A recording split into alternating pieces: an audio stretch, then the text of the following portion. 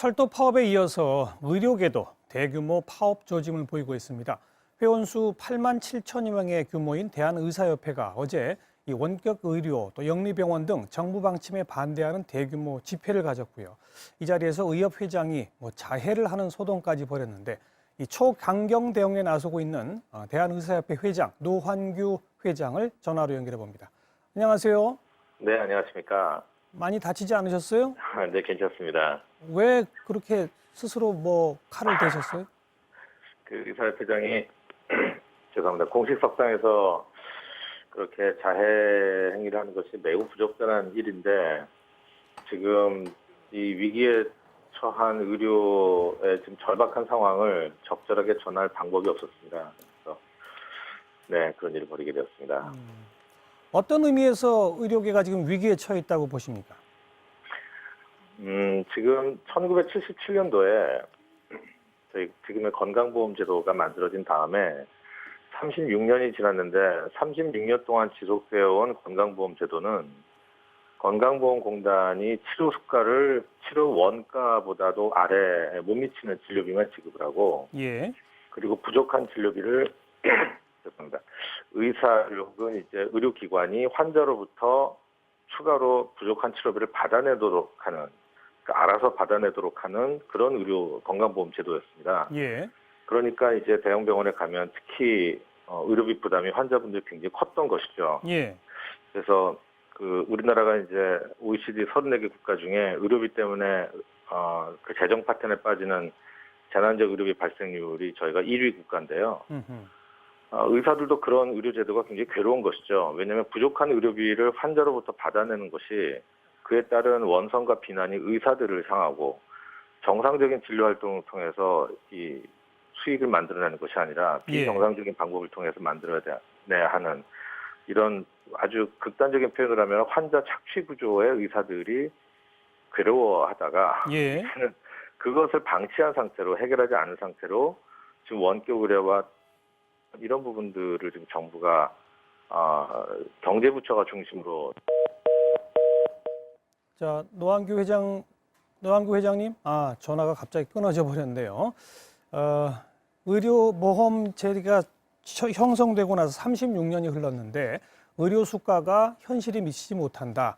그래서 병원과 의사가 환자를 착취하는 구조로 가고 있다. 이런 말씀을 좀 들었습니다.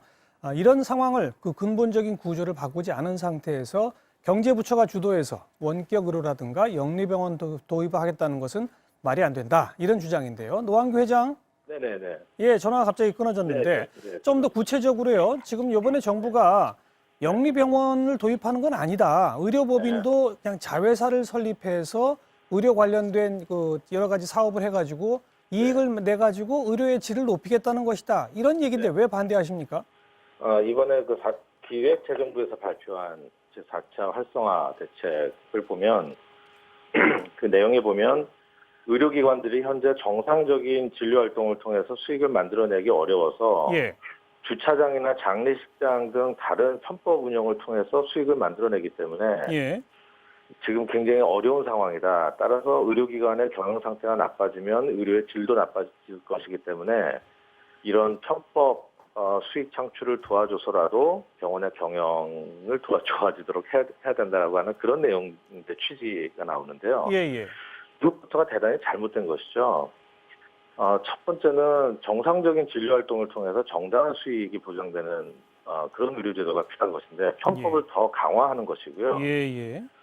그것은 그다음에 두 번째는 이제 자회사는 결국 이번에 영리법인이지 않습니까? 예. 영리법인 형태의 자회사를 만들도록 하는 것인데 그것이 영리병원 제도가 추진하기 어려우니 편법을 이것을 사용하는 것으로 생각을 하고 있습니다. 저희는. 그다음에 세 번째는 병원 의료기관들이 특히 병원에게 이제 자회사로 이 영리법인 형태로 허용하는 것은 저는 지금 박근혜 대통령의 공약과도 큰 연관성이 있다고 생각합니다. 어떤 공약이요? 예. 왜냐하면 지금 잘 아시는 것처럼 특히 그 4대 중증질환을 중심으로 보장성을 높이는 공약들을 해오셨는데 국민이 더 이상 돈을 내지 않도록. 예. 그런데 보장성을 높인다고 하는 것은 비급여화되던 것들을 급여화하는 것인데요. 지금까지 비급여가 되던 진료를 급여화할 때는 항상 관행 수가의 보통 50% 정도만 인정을 해줬습니다. 예. 안 그래도 어려운 병원의 경영들이 앞으로 더 악화가 될 것이라고 하는 거죠. 네. 그래서 병원들은 내년도부터 크게 수입이 급감할 것으로 생각을 하고 이미 지금 그 위기 상황, 위기 경영을 하고 있는 곳들이 많은데 그런 과정에서의 편법을 제도화하기 맞습니다. 위해서 자회사를 설립 허용해 주는 거다 이 말씀이군요. 그렇습니다. 그러니까 근본적으로는 의료 수가를 현실에 맞게 다시 재조정해야 한다 이 말씀이신 거죠? 네, 그것이 국민의 부담도 줄이는 방법이고요. 예. 또 의사들도 정당한 진료를 할 수 있도록 하는 알겠습니다. 그런 제도인 것입니다. 뭐 의사협회가 파업할지도 모른다는 얘기가 나오던데 앞으로 계획이 어떠십니까? 정부가 계속 의료계의 주장을 무시를 하고 이런 정책들을 경제부처 중심의 정책을 강행을 한다면 의사들에게 다른 수단이 없습니다. 저희가 지금 사실 파업을 한다는 건 굉장히 딜레마이긴 하지만 예.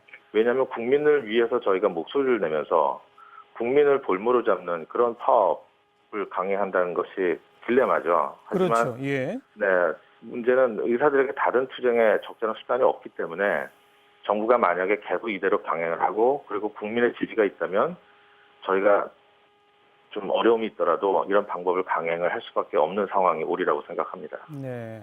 아직 뭐 구체적으로 며칠부터 파업을 한다 뭐 이런 계획이 있는 건 아니군요. 현재 상태는. 날짜는 정해지진 않았지만 예. 그 방식은 거의 내부적으로 공감대가 만들어졌습니다. 알겠습니다. 네. 정부의 대응 좀 지켜보도록 하죠. 고맙습니다. 고맙습니다.